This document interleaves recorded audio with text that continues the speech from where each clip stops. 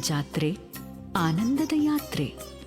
ದಕ್ಷಿಣ ಭಾರತದ ಕುಂಭಮೇಳವೆಂದು ಪ್ರಸಿದ್ಧಿಯಾದ ಕೊಪ್ಪಳದ ಶ್ರೀ ಗವಿಸಿದ್ದೇಶ್ವರರ ಮಹಾರಥೋತ್ಸವ ಜನವರಿ 15, 16, 17ರಂದು ಜರುಗಲಿದ್ದು, ಈ ಭಕ್ತಿಯ ನಿತ್ಯೋತ್ಸವವನ್ನು ಆಚರಿಸೋಣ, ಆನಂದಿಸೋಣ, ಆರಾಧಿಸೋಣ.